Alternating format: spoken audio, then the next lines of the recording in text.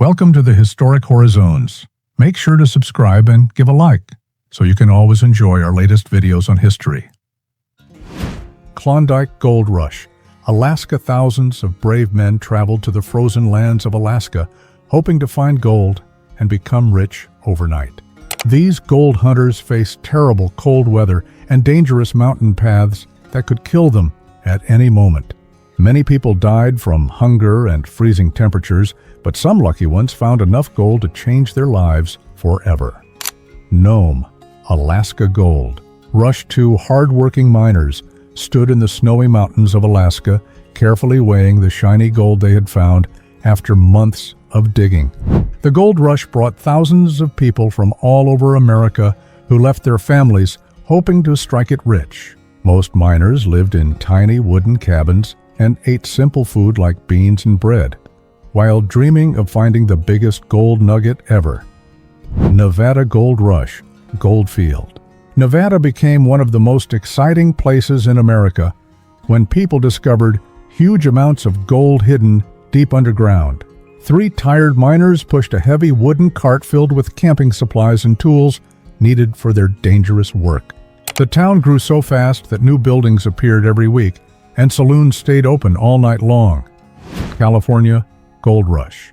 Chinese miners worked harder than anyone else in the goldfields of California, even though other miners treated them very badly. They had to pay special taxes that other miners did not have to pay just because they came from China. These brave men sent most of their gold money back home to their families, who were waiting for them in faraway villages. Colorado Gold. Rush lonely miners built simple wooden cabins high up in the Rocky Mountains, where the air was thin and winters were deadly cold.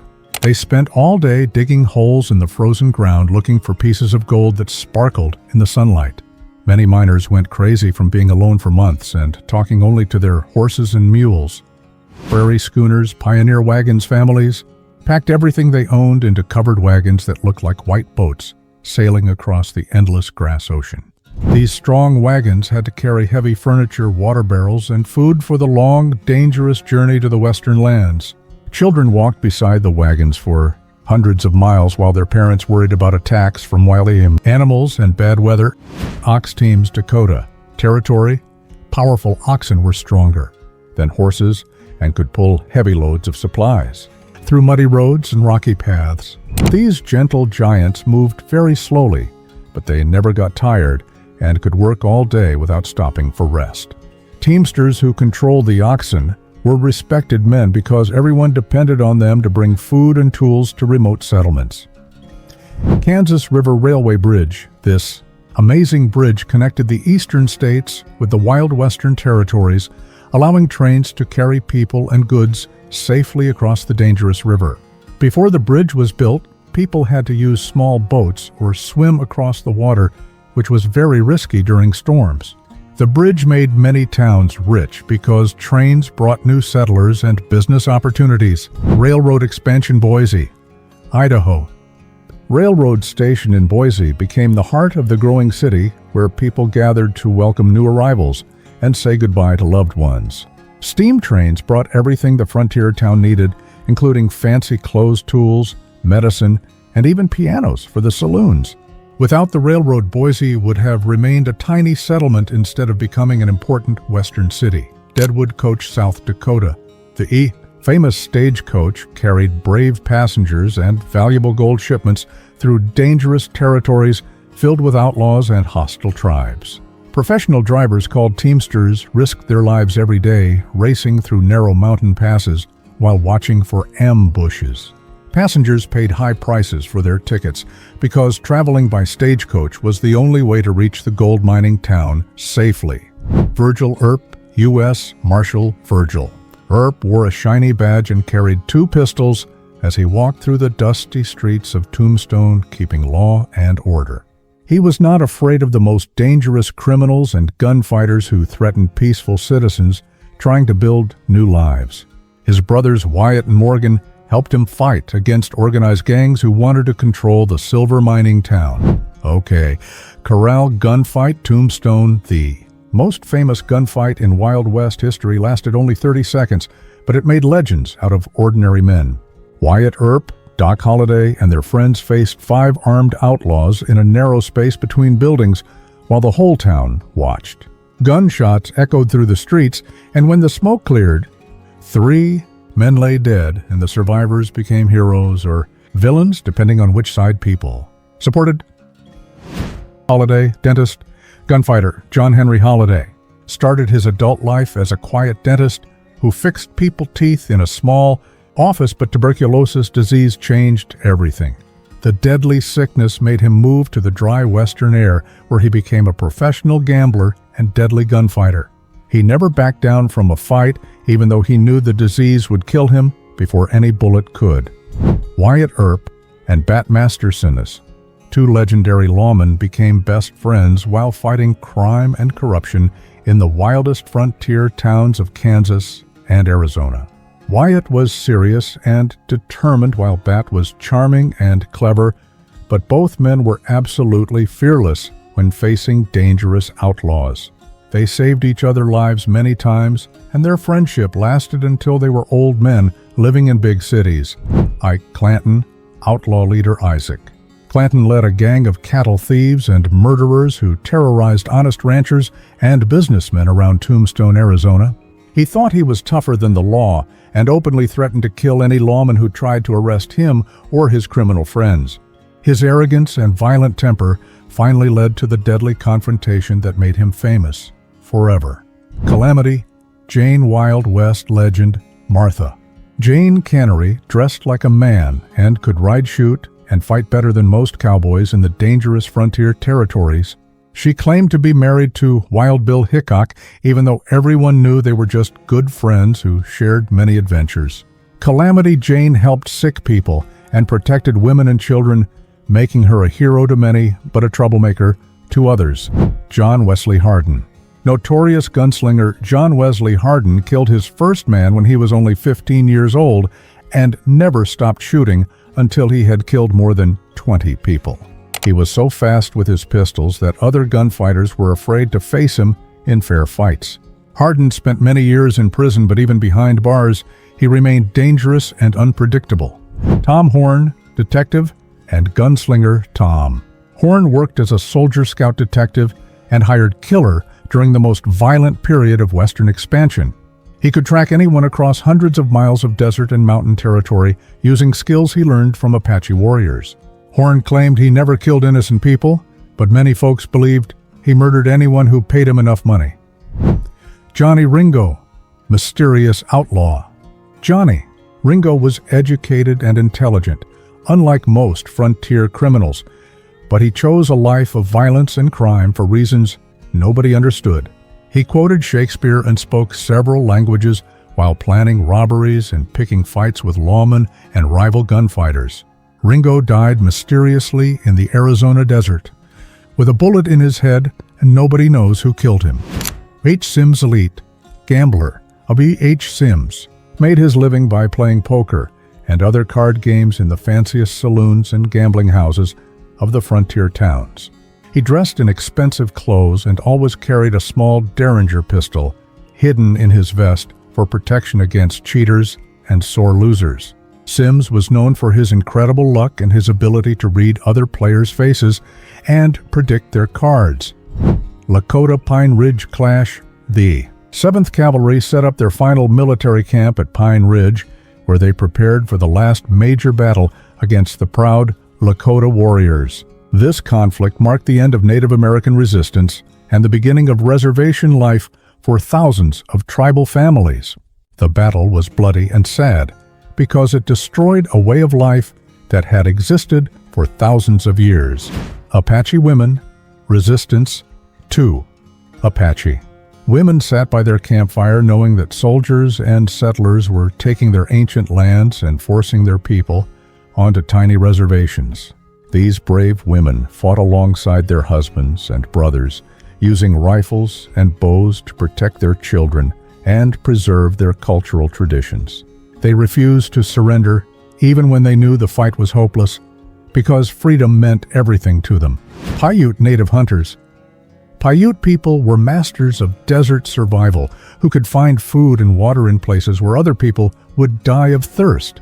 They caught fish from rushing mountain streams and hunted deer and rabbits using ancient techniques passed down through many generations. White settlers learned important survival skills from the Paiute, but often repaid their kindness with violence and land theft. Sioux tribe cultural preservation. Juan Kanyakia was a respected leader who dedicated his life to keeping Sioux tribal customs and stories alive during the most difficult period in his people history.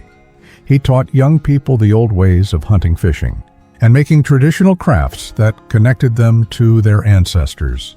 His efforts helped preserve important cultural knowledge that might have been lost forever. Kiowa Apache Comanche. Leaders Apache John and Big Looking Glass were powerful chiefs who represented three major tribes in crucial negotiations with the United States government. These leaders had to balance the need to protect their people with the reality that American military power was overwhelming their traditional way of life. Their diplomatic skills saved many lives, even though they could not save their independence. Comanche youth resistance. Young Comanche warriors refused to accept defeat even after their parents and grandparents had been forced onto reservations by the American Army. These brave teenagers continued to raid settlements and attack soldiers, believing they could drive the invaders away from their homeland. Their resistance was doomed, but their courage inspired future generations of Native American rights activists. Cheyenne. Indian police, Cheyenne men who became tribal police officers had to walk a difficult path between serving their own people and obeying the demands of government agents. These officers tried to maintain peace and order while preserving as much of their traditional culture as possible under the new system. Their job was dangerous because some tribal members saw them as traitors, while government officials never fully trusted them. Chief Iron Bear, Fort Berthold Chief. Iron Bear was a wise Mandan leader who understood that his people needed to adapt to survive the massive changes brought by American expansion. He negotiated treaties that saved Mandan lives and culture, even though he had to give up most of their traditional hunting grounds. Iron Bear taught his people new ways to farm and trade while keeping their spiritual beliefs and family traditions alive. Nez Perce. Looking Glass. Looking Glass was a war chief who led his people in a fighting retreat across hundreds of miles of mountain territory while being chased by multiple army units. He was determined to reach Canada, where his tribe could live free from American control and continue their traditional way of life. The chase became legendary because Looking Glass outmaneuvered professional soldiers using superior knowledge of the landscape. Potawatomi forced removal. The Potawatomi people were forced to leave their homes in the Great Lakes region and walk hundreds of miles to new reservations in Kansas and Oklahoma Territory. Many elders and children died during this journey, which tribal members called the Trail of Death because it was so harsh and cruel. Survivors had to rebuild their communities from nothing while grieving for lost family members and their abandoned homeland. Doyle Ranch poker games. Cowboys and ranchers gathered around wooden tables at Doyle Ranch where they played high-stakes poker games that could last for days and nights. Players bet everything they owned, including horses, cattle land, and sometimes even their wives and children, in desperate attempts to win big. These gambling sessions often ended in deadly gunfights when someone was caught cheating or refused to pay their debts. California cattle branding. Every spring and fall, cowboys worked from sunrise to sunset, catching wild cattle and burning special marks into their skin with red-hot iron tools. Each ranch had its own unique brand design that proved ownership of the animals and prevented cattle thieves from stealing livestock. The branding process was painful for the cattle but necessary because there were no fences on the open range. South Dakota Cattle Roundup.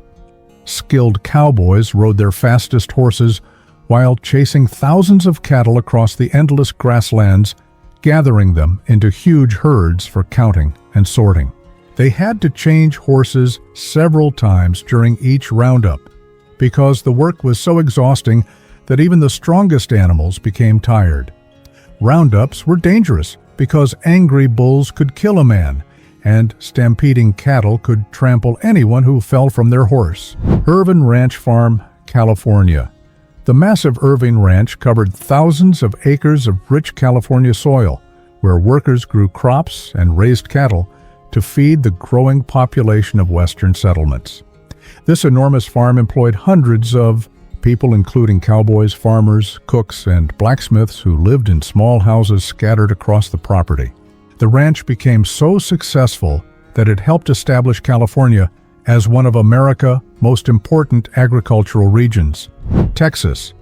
Rodeo events cowboys gathered at local ranches to compete in dangerous contests that tested their skills at riding wild horses, roping cattle, and staying on bucking bulls. These early rodeos started as informal competitions between ranch workers, but eventually became popular entertainment events that attracted spectators from nearby towns. Prize money was small, but the glory of winning was worth risking broken bones and serious injuries. Graham County Ranch, Arizona. This remote Arizona ranch became famous for its tough cowboys who could survive in the harsh desert environment where water was scarce and summer temperatures could kill. Ranch hands worked with specially trained horses that could travel long distances without drinking water while herding cattle to distant watering holes. The ranchers fought constant battles against Apache raiders, cattle thieves, and dangerous wild animals like mountain lions and rattlesnakes. Kennard, Nebraska, Saloon. The classic frontier saloon in Kennard featured polished wooden floors gleaming, pool tables and shelves lined with whiskey bottles imported from back east. Local cowboys, farmers, and traveling businessmen gathered here every evening to drink gamble play cards and share news from other parts of the territory. The saloon owner kept a loaded shotgun behind the bar because fights often broke out between drunk customers. Thank you for watching this video. Don't forget to leave a like to support our work and share your thoughts in the comments.